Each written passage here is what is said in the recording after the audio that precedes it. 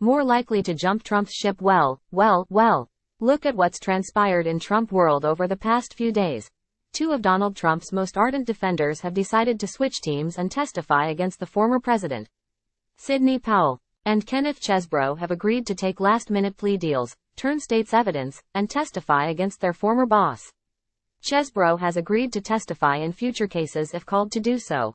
What a difference a few days before an upcoming trial can seem to make, after an unsuccessful attempt to keep Trump in the White House in an attempt to overturn the 2020 election results. Powell has moved herself out from the Georgia case by pleading guilty to 6 misdemeanor offenses and agreeing to testify against her co-defendants. Her testimony is crucially important, and her plea is a significant breakthrough for prosecutors. She is the first cooperating witness who is part of a group that met with Trump to engineer plans to overturn the election. Additionally, she attended a tense and volatile meeting at the White House on December 18, 2020, that degenerated into a screaming match. Powell was one of Trump's advisors who argued during subpoenaed testimony that plans to seize voting machines and other nefarious activities were legitimate. Her plea deal indicates her testimony at trial will be starkly different. Her plea could also possibly have a major impact in the federal election interference case brought by special counsel Jack Smith. In contrast, Chesebro, one of former President Trump's 18 co-defendants in the Georgia election fraud case, didn't truly believe that the 2020 election was stolen, according to his attorney. First of all, Mr. Chesebro never believed in the big lie, attorney Scott Grubman said on Saturday in an interview on MSNBC.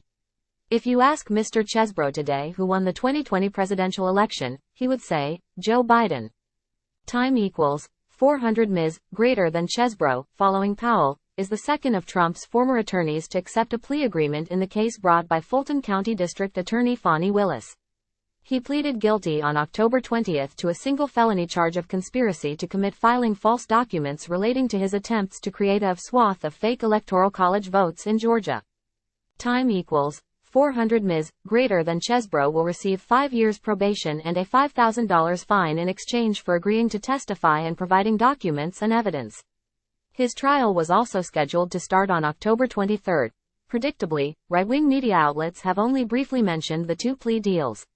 Many have failed to cover the story at all, while other figures have engaged in all sorts of twisted mental gymnastics to try and place a positive spin on the news.